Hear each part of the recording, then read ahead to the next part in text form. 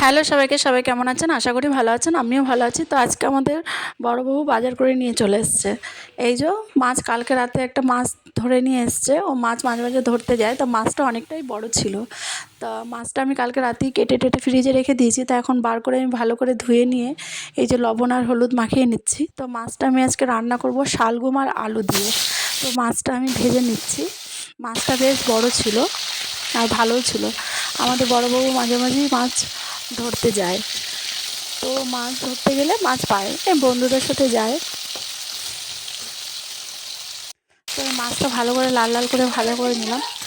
তো আমি এদিকে শালগম আর আলু কেটে ভালো করে পরিষ্কার করে ধুয়ে নিয়েছি।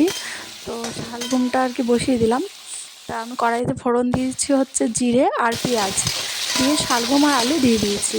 শালগমটা বেশ ভালো ছিল, টাটকা কচি।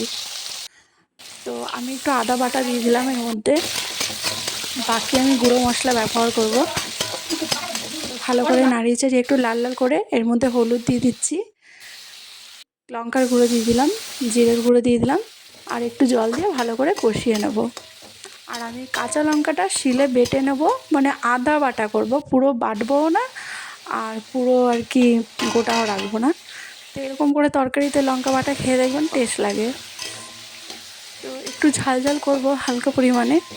তো ভালো করে নাড়িয়ে চাড়িয়ে কষিয়ে নেব। জ্যান্ত মাছ এরকম করে রান্না করে খেয়ে দেখবেন আপনারা। আর আমি টমেটো কেটে দিয়ে দিলাম। টমেটোটা ধুয়েই কেটেছি, আপনারা আবার ভাববেন না যে ধুইনি, যেহেতু আমি প্রত্যেকটা জিনিস ভালো করে ধুয়েই নিই। তো এবারে কষানো হয়ে গেছে, আমি এখানে গরম জল ব্যবহার করেছি। তরকারিতে একটু গরম জলটাই দিলে আমার মনে হয় বেস্ট। তো এবারে তাড়াতাড়ি ফুটে যায় আর কি। দিয়ে ফুটে গেছে, এবার মাছ ভাজাটা আমি পুরো দিয়ে দিয়েছি। আজকে রান্নাতে কোনো ভেজাল না, খুব তাড়াতাড়ি রান্নাটা আমি করেছি। আর তরকারিটা খেতে খুব দুর্দান্ত হয়েছিল। তো আমি এখানে দিয়ে দিলাম ধনে পাতা, দিয়ে দিলাম। তরকারিটা হয়ে গেছে।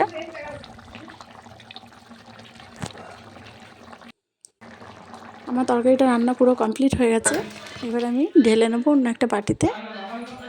দেখুন, গরম ভাতে অসাধারণ লেগেছিলো। ভালো থাকবেন, সুস্থ থাকবেন। আবার দেখাবো অন্য কোনো ভিডিও নিয়ে।